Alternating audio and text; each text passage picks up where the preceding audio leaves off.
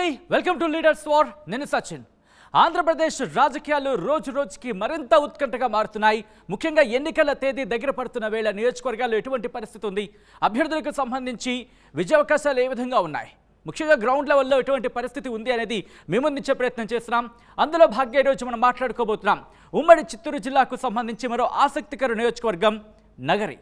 నగరంలో ఎవరు విజయ నగారా మోగించబోతున్నారు, ముఖ్యంగా ఎవరిని విజయం వరించే అవకాశాలు ఏ విధంగా ఉన్నాయి, ఇంతకీ ఏ పార్టీ ఎవరిని బరిలోకి దించింది, ముందుగా చూద్దాం. ఆ తర్వాత ఇన్ డీటెయిల్గా మాట్లాడుకుందాం. Here it is. వైసీపీ నుంచి బరిలోకి దిగుతున్నారు ఆర్కే రోజా, అలాగే తెలుగుదేశం పార్టీ నుంచి బరిలోకి దిగుతున్నారు గాలి భానుప్రకాష్. వీళ్ళకి సంబంధించిన ప్రొఫైల్స్ చూద్దాం, ఆ తర్వాత ఇన్ డీటెయిల్గా మాట్లాడుకుందాం. వైసీపీ నుంచి బరిలోకి దిగుతున్నారు ఆర్కే రోజా, రెడ్డి సామాజిక వర్గానికి చెందిన నేత, ప్రస్తుతం మంత్రిగా ఉన్నారు. సినీ నటిగా గుర్తింపు ఉంది రోజాకు. అలాగే టీడీపీ నేతలపై విమర్శలకు పెట్టింది పేరిమే. మొదట తెలుగుదేశం పార్టీలోనే ఉన్నారు, ఆ తర్వాత వైసీపీలోకి చేరిన పరిస్థితి. 2004లో తెలుగుదేశం పార్టీ నుంచి నగరిలో బరిలోకి దిగారు, కానీ ఓటమిని చవిచూశారు.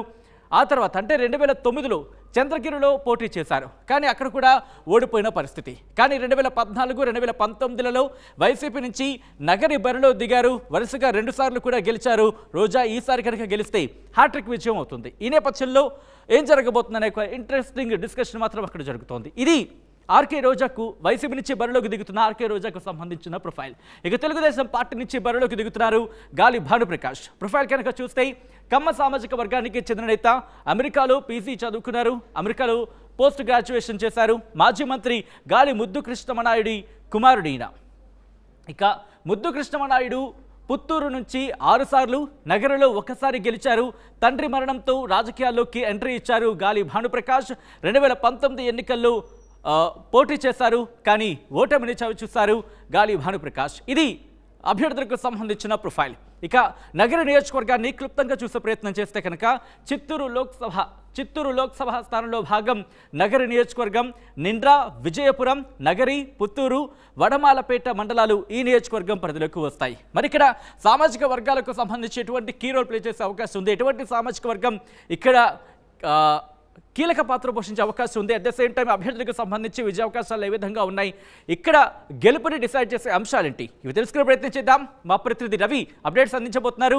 రవి, నగరంలో ఎవరు విజయనగరం మోగించబోతున్నారనే డిస్కషన్ జరుగుతోంది, ముఖ్యంగా ఎటువంటి అంశాలు ఇక్కడ ప్రభావం చూపించబోతున్నాయి రవి? ఎస్ సచిన్, నగిరి నియోజకవర్గంలో ఆర్కే రోజా 2 సార్లు ఇప్పుడు గెలిచారు, అలాగే మంత్రిగా కూడా కొనసాగుతున్నారు. అయితే సామాజిక రాజకీయ అంశాల మీద ఎప్పటికప్పుడు ప్రతిపక్షాల మీద ధీటుగా మాట్లాడుతూ అందరినీ ఆకట్టుకున్నారు. ఒక సినీ నటిగానే కాక రాజకీయవాదిగా కూడా అందరినీ ఆకట్టుకుని తనదైన శైలిలో ముద్ర వేసుకున్నటువంటి రోజా వాళ్ళ 3వసారి నగరి నియోజకవర్గం నుంచి పోటీ చేస్తున్నారు. అయితే 2019 ఎన్నికల్లో రోజా గెలుపు కోసం ఏ సామాజిక వర్గాలు అయితే పనిచేస్తాయో ఆ సామాజిక వర్గాలన్నీ కూడా ఇవాళ దూరం అవుతున్నట్టుగా తెలుస్తా ఉంది. పడమలపేట మండలానికి సంబంధించినటువంటి విశ్వనాథ్ రెడ్డి, అలాగే నగిరికి సంబంధించినటువంటి శ్రీనివాసులు, అలాగే పుత్తూరుకు సంబంధించినటువంటి ఏలుమలై, అలాగే విజయపురం మండలానికి సంబంధించినటువంటి విజయవర్మ, ఇలాంటి నాయకులందరూ కూడా, మండల స్థాయి నాయకులందరూ కూడా గత 2019లో రోజా గెలుపు కోసం దగ్గరుండి పనిచేశారు. అయితే ఇటీవల కాలంలో జరిగినటువంటి పరిణామాల కారణంగా వీళ్ళందరూ కూడా ఇవాళ రోజా నాయకత్వాన్ని వ్యతిరేకిస్తున్నారు. అయితే ఈ రోజా నాయకత్వాన్ని వ్యతిరేకించడమే కాకుండా నాయకుల్ని మార్చాలని చెప్పి, అభ్యర్థిని మార్చాలని చెప్పి సీఎం గారికి సైతం విజ్ఞప్తి చేసినటువంటి ఘటనలు ఉన్నాయి. అయినా ముఖ్యమంత్రి రోజానే కన్ఫర్మ్ చేయడంతో ఈ నాయకులందరూ కూడా స్తబ్దతగా కొనసాగుతా ఉన్నారు. అయితే ఇటీవల నగిరి నియోజకవర్గంలో పలు అభివృద్ధి కార్యక్రమాల్లో అవినీతి అక్రమాలు చోటు చేసుకున్నాయని చెప్పే కారణం చేత ఈ నాయకులందరూ కూడా రోజా నాయకత్వాన్ని తీవ్రంగా వ్యతిరేకిస్తున్నారు. అయితే నగిరి నియోజకవర్గాన్ని పెట్టని గోడగా ఉన్నటువంటి మొదలియారు వర్గం మాత్రం రోజాకి వెన్నుదన్నుగా నిలబడుతూ ఉంది. ఈ క్రమంలోనే ఆ ధైర్యంతోనే రోజా మళ్ళీ 3వసారి గెలుస్తామని చెప్పేసి పేర్కొంటా ఉన్నారు. అయితే రోజా మీద ఉన్నటువంటి వ్యతిరేకతను ఎన్కాష్ చేసుకునేదానికి భానుప్రకాష్ తనదైన శైలిలో ప్రజల ముందుకు వెళ్తున్నారు.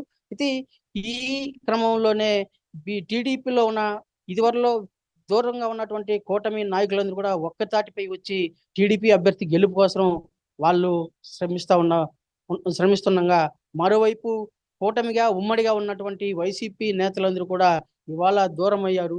ఈ క్రమంలోనే ఇటు వైసీపీకి కొద్ది ఈ నగిరి నియోజకవర్గంలో కొద్దిగా ఎదురు వీగుతా ఉందనే భావన అయితే స్పష్టంగా తెలుస్తా ఉంది. అయితే ఈ ఎన్నికల్లో నగిరి నియోజకవర్గంలో ఎస్సీ ఎస్టీ సామాజిక వర్గము అలాగే మొదలియార్ సామాజిక వర్గం అధికంగా ఉండడంతో ఈ రాష్ట్ర ప్రభుత్వం అమలు చేస్తున్నటువంటి సంక్షేమ పథకాలు ఈ సామాజిక వర్గాలకు వెన్నుదన్నుగా నిలుస్తాయనే భావన ఈ వైసీపీ వర్గాల్లో గట్టిగా ఉంది. ఈ క్రమంలోనే రోజా ఎంత ఇదున్నా కూడా గెలుపు ఖాయమనే భావంతో తనదైన శైలిలో ప్రచారాన్ని కొనసాగిస్తూ వస్తున్నారు సత్యం. రైట్, అంటే తెలుగుదేశం పార్టీకి సంబంధించి ఎటువంటి అంశాలు కలిసి వచ్చే అవకాశం ఉంది? ముఖ్యంగా ఇక్కడ ఎటువంటి అంశాలు కీలకమైన పాత్ర పోషించబోతున్నాయి, డిసైడ్ చేయబోతున్నాయి అక్కడంటే విజయాన్ని డిసైడ్ చేయబోతున్న అంశాలకు సంబంధించి కీలక అంశాలు ఏంటి రవి? అంటే ప్రతిపక్షాలకి అనువుగా ఉండే అంశం వచ్చి ఒకటి, వైసీపీ నాయకులందరూ ఏకతాటిపై నడవడం లేదు.